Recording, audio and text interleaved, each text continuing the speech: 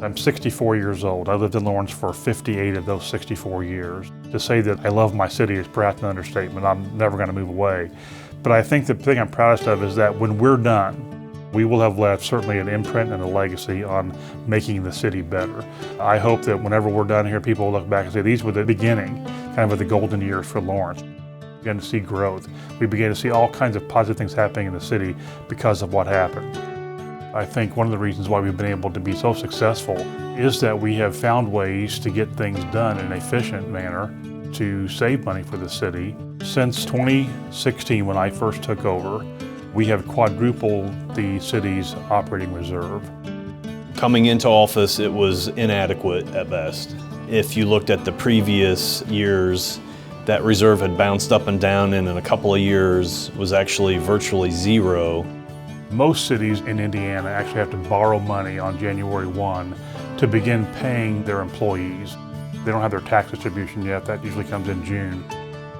Borrowing money in a rising interest rate environment can cost, upwards of $300,000. The city of our size shouldn't be reliant on borrowing to get through the year.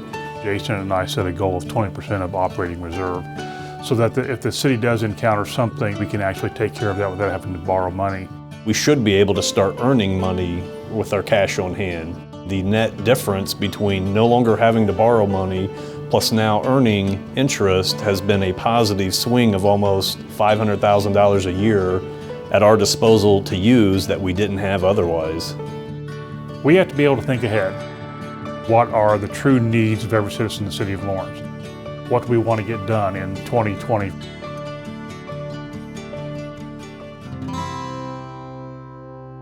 Public safety has been and will continue to be my #1 priority in Lawrence. In the last 3.5 years, we've upgraded our departments, not only in terms of their equipment that they're using, but also in terms of the men who actually work in our departments.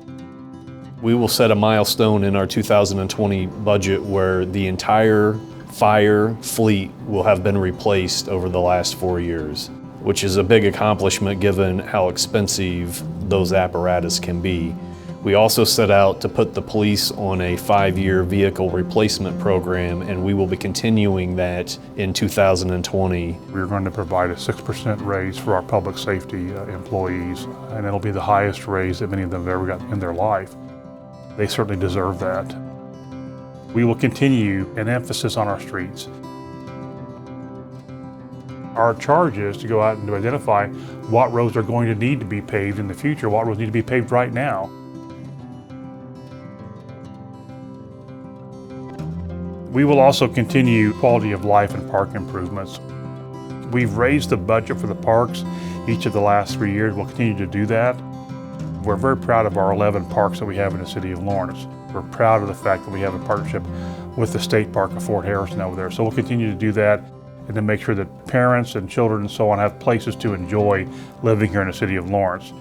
We'll also certainly take the next step forward in being able to establish a truly connected city. It's hard to do that with a built-out city like Lawrence is. We're going to set aside nearly $500,000 in the next year to begin to build more trails and begin to connect the city. We want to be able to say that every citizen at any point in our city can actually walk to be able to get to our city center right here on the old Fort Harrison Reuse Authority property. All of those things are very important for a city's growth. Our last census was at 47,000. We believe we're over 50,000 right now. We want to keep that number keep going up. Our 2020 proposed budget is a balanced budget.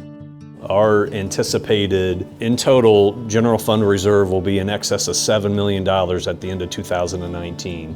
While maintaining a 20% reserve level, we're able to free up almost $1.8 million for one-time expenditures in 2020 while still maintaining that 20% operating reserve, which by comparison, the state of Indiana's operating reserve is 13.3% of its budgeted expenditures. So we're extremely healthy at our 20% level and still able to free up almost $1.8 million for capital expenditures.